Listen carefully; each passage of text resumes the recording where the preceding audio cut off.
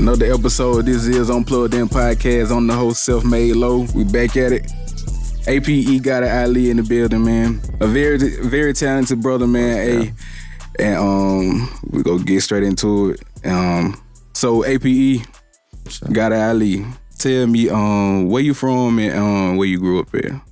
I'm from North Birmingham, Alabama. I grew up in North Birmingham, right across the street from the center.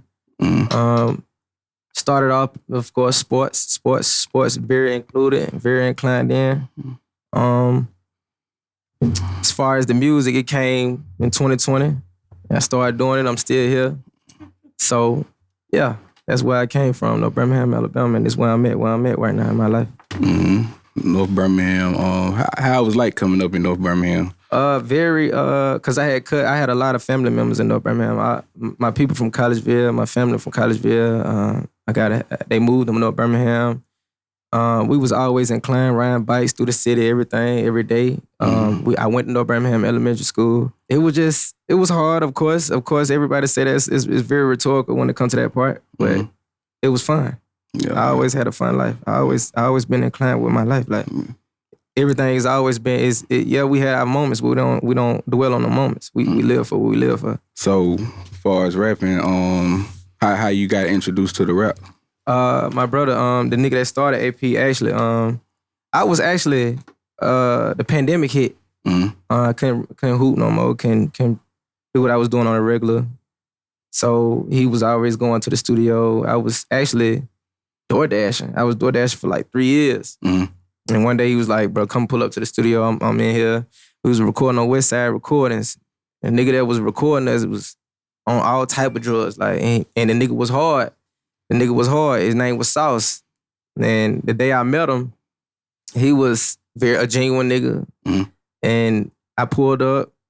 I heard my voice. When I heard my voice, I liked my voice. I didn't like the lyrics. The lyrics was ass. It was trash. But I liked my voice. Yeah. And I said, I think I can do something with this. Yeah. I kept going back with my brother, the nigga that started AP, the nigga that all that. And I stopped going without him. My ambitions got real, like it got real tough in it. Like I started fucking with it on my own. And once I kept doing it, I started to find myself. And when I did it, I'm here now, 2023, 3 years later, I found myself. So you ain't been rapping that long? Nah. No, okay. Nah, it was never my passion. It was never my job. I just like music.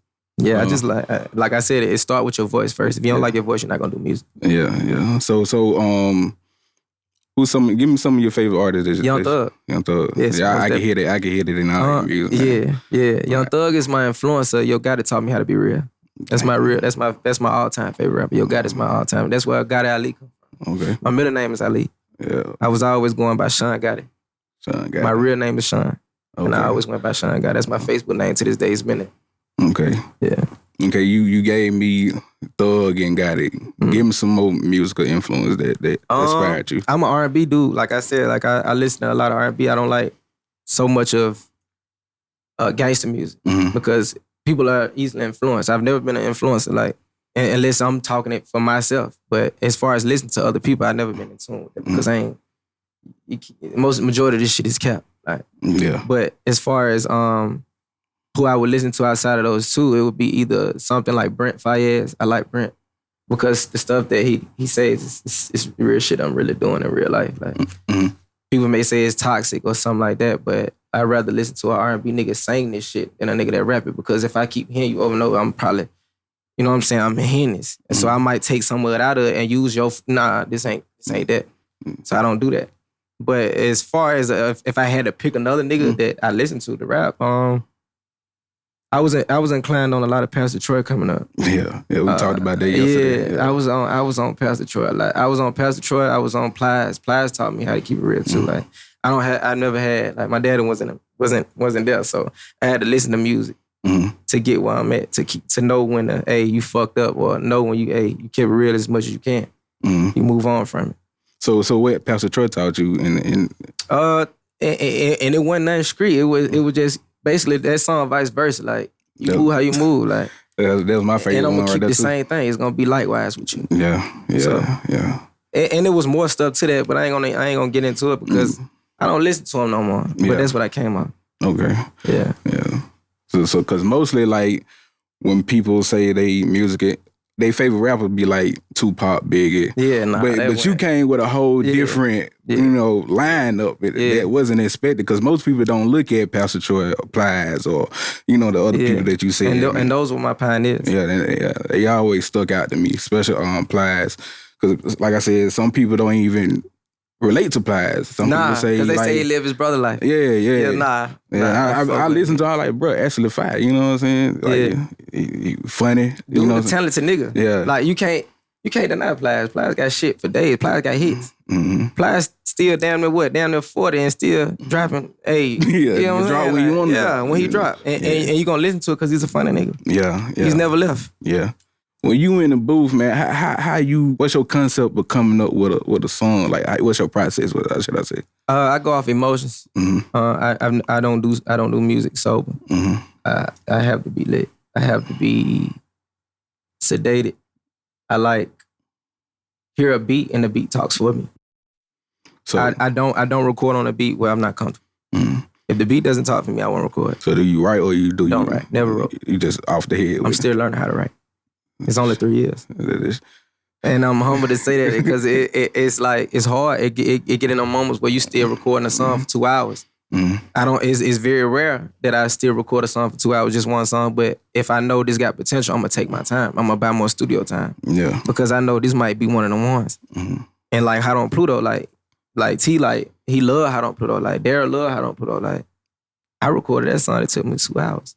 When Teaser introduced me to you, he was like, bro, you gotta listen to him. And that's the song he sent to me. Hot on Pluto. Man, yeah. Bro, when I told you yesterday, like, I told Teaser, I said, bro, I was sleepy as hell. Yeah. When I played it, yeah, right, my head was damn near 9 out, but I couldn't turn your shit out because I'm like, bro, I'm listening, but I'm asleep at the same time. This shit was just playing in my head, bro. Like, they said, like all your music fire, bro. For you just, like I said before, you just be just starting off rapping, bro. It's just like you've been rapping for like 10 plus years, bro. Like you up there. You know what I'm saying? And I still won't be content with it. Yeah. Because I ain't even knocked on the door yet. Yeah. I ain't even halfway at the door. When I get there, it still ain't gonna be the same. Yeah. When I knock that bitch down, you gonna know. Yeah. But at the same time, when I knew Hot on Pluto was hard, when Jamaica Green posted. The nigga that play for the Warriors right now. For real? His nephew was my roommate. Uh-huh. Like, yeah, he played at Alabama. And when he first got in the league, he was at the Spurs. And he left and he went to Memphis. Then he had the Warriors. No, he went to Clippers and then the Warriors. Mm-hmm. He played my shit when he was in Jamaica. He played Hot on Pluto. I said, damn, this shit must be hard. He playing my shit. He posted my shit. Like, nigga just got married last week and asked me, can I come perform Hot on Pluto? So how that feel? It was great, even though I ain't do it. I wanted to. Yeah. You know, he had Juvenile. Juvenile pulled up to his wedding and shit. You know, it's rich nigga shit. You do. Yeah. But it was just the thought that he said, bro, I want little brother to come up here and perform Hot on Pluto for me. Yeah, so that shit lit. Yeah. I was fucking with it. It was motivation. Yeah. That's where I'm at. Yeah. So when you in the studio, what's the 3 things you gotta have before you record a song? I gotta have a bottle of Douce. Couple Black and Miles. I don't smoke weed no more, so a couple Black and Miles, Douce, and me and my engineer gonna take a couple shots before we even start recording. We're gonna talk, we're gonna vent, we're gonna do what we need to do. I'm gonna tell them how my day went. Once we do that, I got that bond with my engineer. I've been working with the same 2 niggas for 3 years, so they know how I move. They know I get loud when I get drunk. I'm gonna talk my shit. I'm gonna pop it.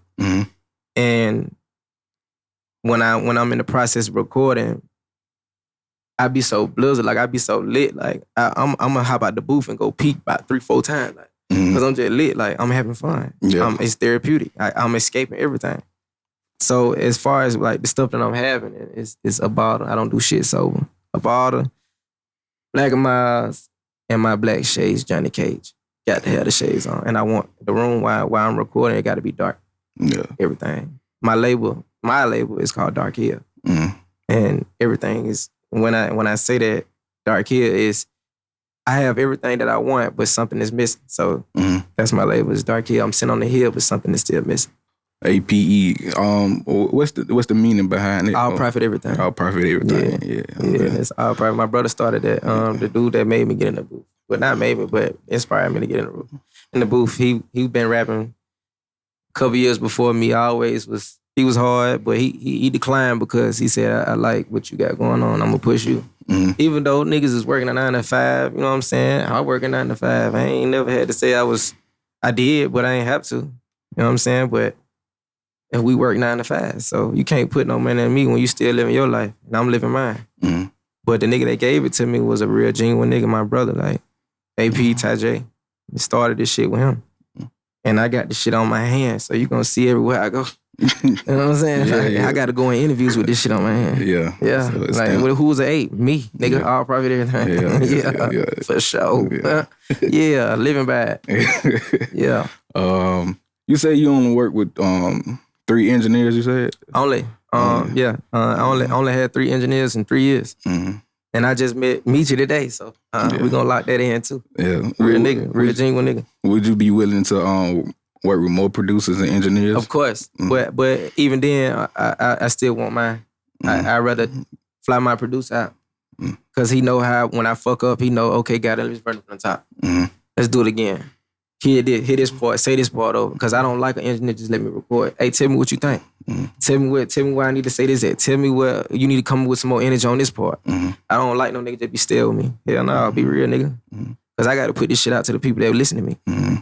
So I like genuine relationships. Yeah. I never come to a nigga. I can meet Jay-Z right now. I still won't say nothing to him until we have a conversation one-on-one.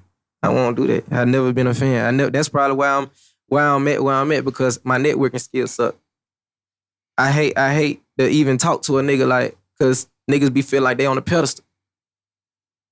You don't get genuine niggas in the industry.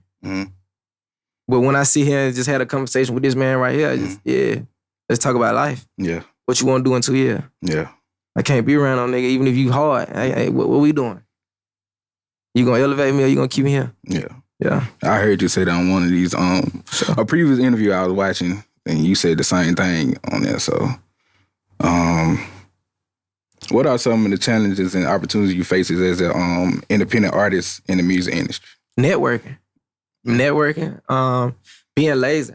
I have a tendency of being a procrastinator on things. I don't like doing like pop-up shows with niggas that's already open because I feel like I'm better than them niggas, but I gotta stop doing that. I gotta stop thinking like that. I gotta start putting in the footwork. And I get into that part in my life where I'm like, man, I hear these niggas rap, these niggas ain't me. Niggas don't sound like me, them niggas ain't me. I'm kicking this shit a whole different way. I'm giving you different bars. I'm talking about this bitch a different way. You know what I'm saying? But I get in that mode where I face shit like, what you gonna do for yourself? Either you gonna keep doing this, spending money on yourself and just letting these couple people hit. Not a couple people, it's a lot of people hit, but it's just, I'm content with that shit. I gotta get out of that shit. I gotta get into that mode like, nigga, I'm finna fuck the block up, the world up. Yeah. Yeah. I can hear that in your music. Yeah. And that's why I pop this shit the way I pop it. Yeah. Okay. That's my biggest flaw with this music. Yeah. Being content. Okay. How do you balance your personal life and your music career, especially during the pandemic? Shit. I found myself spending so much money on studio time. Yeah. Not putting in no work as far as promotion. Not putting in no work as far as doing videos, shooting videos. I got multiple music that I could have shot videos for. I didn't do it. The pandemic here, I was like, shit, I'm still hooping and doing shit like this and fucking all this and that, just doing what I was doing. And I was like, shit, this music shit just fun. I went, but then it got to a point where it started getting serious. It was like, yeah, people really fucking with your shit. Like, people reposting your shit every day, like, under your comments, And it got to that point where it was like, all right, nigga, what you gonna do? You gonna take this shit for real or you gonna keep bullshitting yourself and spending money at the studio? Knowing you could have been and got a house or got a brand new whip, whatever you gonna, you got money. It's just, you getting it the right way. Yeah. And you popping it like, I could be doing so much shit with this money, but I'm in this bitch spending money on studio time when I ain't even gave nothing to my career as far as promoting myself. Yeah, that's why I fuck up it. Yeah. That's what I gotta get better at. Okay, so what inspired you to create your album, Saga? Sega, Sega of Dark Hill was Sega of Dark Hill was me branching off from All Profit Everything. It was me saying, because Not to diss my brothers, not to say nothing bad about my brothers. They know this shit. I tell them niggas this shit every day. Like, niggas, y'all brought me into this shit and y'all fell out with this shit. Now I'm the only one doing it by myself. So I feel like, nigga, we supposed to be doing all this shit with us, like together, like all profit, everything. That what it was is what it's supposed to be. So it came to a point where niggas stopped recording. I was the only one. And that's why they be like, gotta you that nigga. Like, you got to be the one that keep going to rap, nigga, because you really don't like to work no 9 to 5. Like, nigga, you hate this shit, and I do. I don't want to wake up and work for no other nigga. Like, I never call a nigga my boss, nigga. You my manager, my supervisor. I never do that. But when it came to the point where it was like niggas weren't recording no more, I was like, shit, I'm gonna branch off. It's my life. Dark Hill is my life. Like, I'm really sitting on a throne, like, and niggas would be like, well, what that mean? But I'm sitting on this bitch. I got shit going on. I done dealt with this bitch, this and the third. She done taught me how to do this. She done dogged me out with this nigga. I done saw my bitch in the house with another nigga. Whole time I was still sitting on the throne. I was still that nigga. I came and I arose from it and look where I'm at. The same bitch that, did me that way told me, I want you to make it in the music. I hope it worked. Whole time that shit went in genuine. Now look where I'm at. Shitting on the bitch. Yeah. So that way made you, it made me feel like I'm on top of a hill, but it's still dark because I ain't got over certain shit. That's why I call it Dark Hill. I'm on that hill. I'm king on that bitch. But it's still dark as fuck. I got to get over certain shit to move on where I'm going. And even when I still do it, it's still gonna be Dark Hill. Gotcha. Yeah. How do you cope with stress, anxiety, and depression as a rapper and as a human being? Liquor. For real. For real. Like, I just lost two my cousin Zebo. I lost my cousin 7 months ago, last year. Not my cousin, my brother 7 months ago. And I just lost my cousin 2 months ago. So all that shit weighed in. It weighed in on my album too. It's coming out September 30th. We're gonna push for that date. Might not be official, but all that shit was weighing in. I went back and recorded maybe like 10 more songs. I'm not done yet, but the album is done, but I'm still just fucking around in the studio. And getting what I can get, all the emotions from what I'm getting, from all the depths and everything. It's just, I just ain't set up for just turning it in yet. I just feel like I got so much more to say within these couple more sessions that I'm gonna give myself. Then I'm gonna turn it in. What are some of the benefits and drawbacks of being a rapper from Birmingham, Alabama? They got their sound, bro. Like, they got their sound. Like, they own what they own. Like, from the beats, the cadence to how niggas rap down here, I ain't on that. And that's why I feel like niggas ain't caught my wave. Yeah. That's another reason why I feel like niggas ain't caught my wave. But that shit within me too. Like, I still gotta promote my shit even though niggas ain't caught my wave. Yeah. And then when you look at me, bro. Like, I got fucking good hair, mixed nigga. And I'm like, man, the shit he talking about, like, if you don't know me, for me, you probably gonna be like, man, that nigga ain't. Yeah, for real. Like, if you really know and get to know who I am, who Gotti is, who Sean is. Like, oh, yeah, look, bro, really, like, yeah. I'm mixed with Pakistani and black. Yeah, my Far From Normal, my album that came out last year, shout out D Silent, the whole TBG, they did majority of them beats. I posed with a Pakistani flag around my body. Yeah, that was my album cover. Yeah. Pakistani. I'm a Pakistani and black. Yeah. So my dad is Pakistani. My mom is black. Yeah, because when I was listening to your music, I'm like, this nigga cannot be from Birmingham. Can't be. I thought you was from Atlanta or some shit like that. Don't even sound like. And you told me yesterday, you like, bro, it sound like you sound YSL. Yeah. Whole time that the nigga that's old YSL is my favorite rapper. Yeah. But I still try my best not to sound like this nigga. Cause nigga gonna put you in a category. Yeah. You can't put me in no category. This ain't it. I'm popping this shit. I can tap into all genres. And I got to find that stuff with myself with just keep recording. Yeah, so you can't say, oh, bruh, sound like this, then the third. Can't do that. How do you represent your hometown and your culture in the music and your style? I represent my hometown with still giving a beat that they can relate to.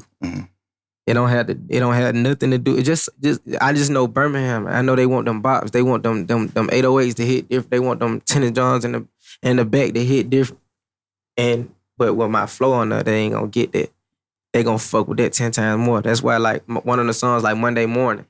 I did with my brother A.P.E Gotti Ali. Like, I did that with him. He featured on it. That was one of my most streamed songs that I ever did. Yeah. Birmingham was my top people that listen to that song. Yeah. They want that bar. They want to feel good. They want that, oh, this nigga cutting up.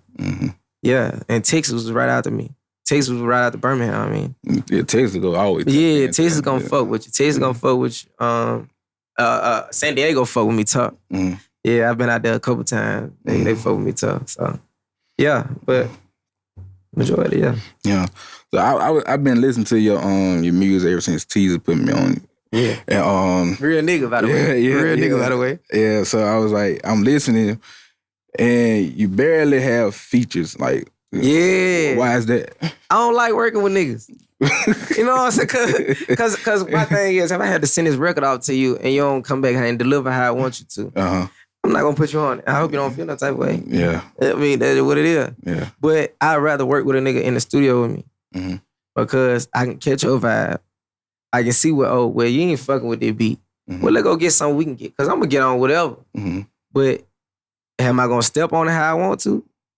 That has something to do with the beat 90% of the time. The beat don't talk to me, I ain't going to give you where I am. But if that beat rocking and you fucking with it, I'm going to fuck this bitch up. I'd rather be in the studio with a nigga, catch a nigga vibe. But if I got to send this shit off and you come back weeks later, man, I've been moved on from that. So I done recorded 5, 6, 7 more songs in there, bro. Fuck that beat. You can keep it. I'm finna go move on. I might even put this song out. But the reason why I don't have features is niggas don't be on my tight time. I ain't found a nigga that was as player as me on a song since never. Yeah, for real. Yeah. Like nigga can't keep this shit like I can keep. But when I meet that nigga, we gonna do a whole album. We gonna do a whole tape. And especially if I fuck with you. And he done saw me record. Pull up a beat. Saw me record. Pull up a beat. Y'all come with that energy. Come with it. Yeah. And I'm gonna ask. I said, you ain't got no shades in here, no dog shades in here. Let me. I need some glasses. That's all I need. And a drink. Watch what I do. I'm gonna tear this bitch up. Yeah. I swear to God, he know. He know. What are some of your goals and dreams you have for yourself and for your music in the future? Take care of my mom first, foremost. Move. Drive what I want. Live where I want to live. It don't have to be no big house. It don't have to be none of that. Have kids one day. I want my own family. And as far as my music, it's gonna that shit is not a word. I don't have a word for my music because I know when niggas hear me, I'm gonna tear it down. Yeah. And I ain't gonna stop. I feel like I'm one of them niggas in the making, like not just to be humble, like saying this shit. Like I feel like I'm one of them niggas like Future, like nigga 39 years old, I'm still gonna be making music. Like I'm not gonna be not no disregard to Outkast or 3000, but he pop out when he wants to. Yeah. I'm gonna pop out when a young nigga hear my shit, like I hear God on this bitch. Yeah. Let's go pay that ticket for him. Yeah. And even I fuck with you, you ain't gotta pay shit. If I like the song, I'm gonna do it. That's where I'm at. Like I'm gonna always be inclined with music. I love music. But as far as where I want to be, is just take care of my family first. How do you deal with criticism, feedback, and haters in the rap scene? I don't read. I got that. I got that a couple times. Like a nigga that's, I ain't finna talk about that nigga because nigga had pussy for real. It was being real. Nigga had be on my shit. But I just feel like it be motivation. It be motivation because I can go in the studio and just say what I want to say and feel how I want to feel off emotions. Because when that drink get to me, I'm gonna talk how I feel. As far as like nigga just hate my music, I don't even think them niggas believe they hate my music. I just think you just fuck with a nigga like, you fuck that nigga. But if you ain't even know that was me rapping, you'll fuck my shit. Because I don't put out, I take my time with putting shit out. Yeah. You can't say this song bad. Yeah. How?